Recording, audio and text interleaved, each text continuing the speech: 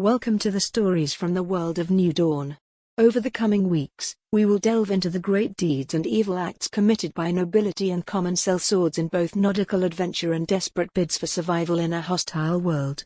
Join us in a realm recovering from a time of darkness and strife known as the Long Night. Once great empires were reduced to feudal kingdoms and vast tracts of deadly territory. These are the tales of the brave and daring of this world. These are stories of Shadow and Steel. Triad. Part 4. Triad. Part 4. Ms. Wayne, I presume. Gale curtsied. I would dare ask what you believe my intentions are, ma'am. I come calling to your home with a certain intent and wish to discuss terms. Gale's mind was free of the enthrallment, but desperately trying to recall even the barest scraps of information she'd run across on the side. Anything. Lore, fairy tales, children's bedtime stories, nothing was off the table. What she guessed based on such information was that going inside the house was tantamount to suicide, and that not accepting Wayne's invitation would likely rise her ire. No good answer came to her, so she took a leap of faith. I rather like the evening weather in this county, ma'am. Perhaps a talk on the porch would be in order. Gale laid out her most diplomatic tone for Wayne in hopes of placating the eldritch woman. I see. Ms. Wayne stated as she stood tall before Gale. She was somehow taller and more imperious than possible. Her otherworldly majesty partially revealed her true nature. Her ears were long and pointed. Her nails were fine talons of shimmering amber. Her form was still feminine but impossibly also beautiful and terrible. Gale's brain could not comprehend Wayne's nature without constantly referring to her as wrong. Then speak, lackey, and speak with swift clarity, for I place little value in the minions of mortals. Wayne demanded. Sit with me and tell me your intent. She waved toward a pair of chairs on the porch that faced one another. Gale was quite sure they had not been there until Wayne spoke. Gale let Wayne lead her to sit. A pair of teacups appeared without notice, filled with a reflective rainbow liquid that danced about as it alive. Ms. Wayne indicated that Gale join her in partaking of the tea as she lifted her own cup to her lips and supped with grace. Gale knew that the tea was another trap. It had to be. Every alarm in her hunter's mind told her that the drink was dangerous or, at least, advantageous to Wayne. Unfortunately, she had already refused the side once. Twice may unleash the monster's fury. He lifted the cup to her own lips and took the slightest of tastes from it. Any danger within its contents was well disguised in a sweet nectar that aroused every pleasurable sensation on her tongue. It was, quite frankly, the best tea she'd had in her entire life. You like the tea? It's from my homeland. A delightful brew made from things beyond imagining. Wayne queried to start their talk. Quite. Gale placed her cup back on the table before her only when Wayne had already done the same. I would rather not keep you at this late hour, ma'am. If I could present my business, I will be on my way with my team. Wayne smiled playfully. Nonsense. Your friend and Martin are probably settling in for the evening already. I insist that they stay. They? Not you all. They? Gale's team had just become collateral. Gale kept her calm. Let us discuss the issue at hand then, shall we? Wayne answered with a dismissive wave for her delicate hand. You have been accosting the people of Old Path. The Chatterick Council has seen fit to send the three of us to put an end to it. I believe you to be the willful source of the distress mentioned, and I have come to bargain for a cessation of hostilities. Bargain? Wayne took great interest in the word. Assuming that I am the cause of discomfort, with what would you have to bargain? Gale found herself where she wanted to be, though she knew that a wrong move would be the end of her team. I would know of your nature so that I could establish an equitable agreement. What is your relationship with Martin, for example? A sweet and venomous smile stretched across her lovely face until it touched her ears. Needle teeth revealed by the parting of Wayne's lips were perfect and lovely, deadly as well. Little Martin has always been a troublemaker. A scamp really. But I have managed to keep him in line for most of his life, but his wayward soul left some years past. It will be good to have him home again. And the mother? Gail dead. Wayne cocked her head and let her smile fade back to normal human standards of beauty. The mother is away at the moment. She has entangled herself in my affairs as part of our bargain. While I visit my old home here in this county. The word was foreign to the monster. She takes my place as a soldier in the Grand Army beyond the veil. The mother has been conscripted. The son was in your care? Gail attempted to confirm. Wayne nodded by way of agreement and took in another sip of her tea. What effects have you brought on the people that would gain the council's attention? Gail queried. That's not how this works, my dear. Wayne casually threatened. You must give me something of value equal to what I have already given. If you cannot, then you are in by debt, and thus belong to my whimsy. Very well. I wish you to ask 2 questions of myself. Gail's heart was beating faster now. She was in the game of it. 4. My answers are far more influential to our bargain than any you could provide. The creature countered. 3 then, out of respect for your beauty, though you show no similar respect in kind. Gail met Wayne's eyes with each word she spoke. It was a mild jab, playful even, but was dealt to gauge the beast's reactions to such minor barbs. The side's eyebrows rose in mild surprise. Gail now had the thing's full and undivided attention. 3 for pity and not one less mortal. Your attempt to claim equality with my wit bores me. Prepare yourself accordingly. Gail reminded herself that this affair would end in one of 2 ways, and that worrying about which while in the middle of it was fruitless. This realization allowed her a serenity right when she most needed it. She redecorated the conversation like many she'd had with her boss, Andre Anderson, back at the lodge. Gail withdrew a thin pipe and a thumb of trifle weed from a small pouch at her belt side. In a moment she had it lit and to her lips, just like the hundreds of times she'd done the same in the warm comfort of the lodge, her home. After the cloud of smoke cleared from her first puffs, she caught the briefest of horrified expressions from Wayne, just hidden in the wisps. Gail drew deep, held in the familiarity, and let out a Drachen's breath of smoke. As asked, I am prepared, ma'am. She could let herself relax now. No work, no worries, just the conversation.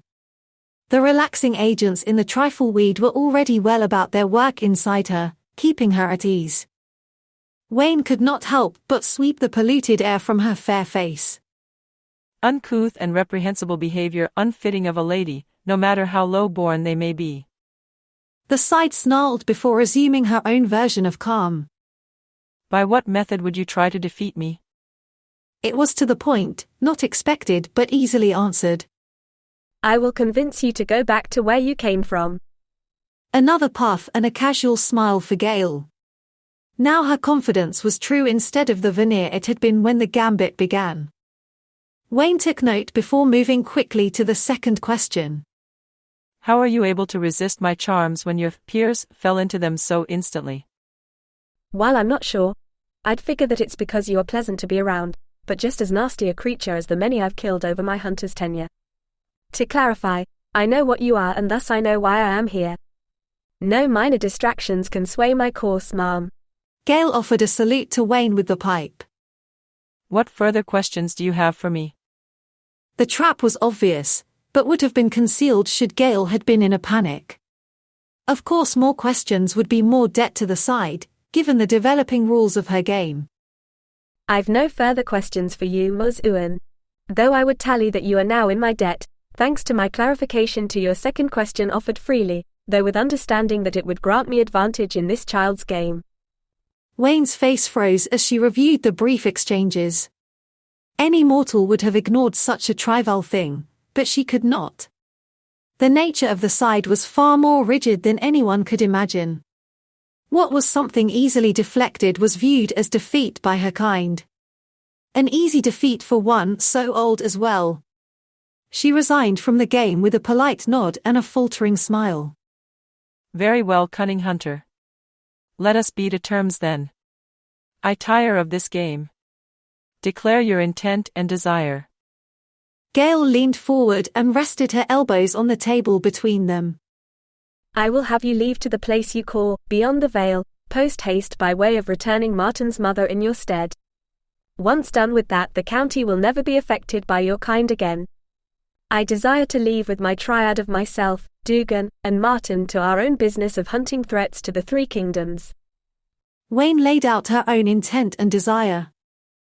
I will continue to spread my influence among the land until all who would be good are left to live in my care and those who would not find a place in my twisted garden of pain and woe. I desire to reclaim my kind's power over the Isles so that my people will have a home worthy of them on their return from the Great War. Wayne explained the next stage to Gale. What concessions of intent do you offer to appease my desire? You, Muz-Uan, warrior in the She forces beyond the veil, can stay so long as you adhere to the laws of the rulers and judges of this land before even your own rules. All other things must remain as I have stated. Gale knew that she offered more wiggle room than she liked, but needed to offer a large concession in order to balance the barter. Wayne thought a moment before replying. Gale could see the side's mind wandering through all of the possible loopholes in her concession, finally determining that there were enough to satisfy her. I will agree to your concession should those who make your laws are also good and just. If even one of them is found wanting while penning a law for your people, they will break the deal. Gale almost giggled as she agreed with a nod. According to the Crown doctrine, all laws in the three kingdoms written and approved by the Crown were seen as both good and just, thanks to the founding writ that bound the three kingdoms together after long night. What Wayne thought was an easy out was a trap she'd stepped into herself. Wayne, satisfied, stood and offered a subtle and deadly hand to Gale. With us both in agreement, then this bartering is concluded. Gale did neither stand to meet her nor accept her hand. She instead took another long drag on her pipe. I'll not be satisfied until you match my concession with one of your own. I find your underhanded attempt to conclude the barter in a lopsided manner to be a breach of etiquette, Muz-Uan. Perhaps you would reconsider your statement? Wayne soaked in the realization of her own foolishness with all the calm of a raging wombat.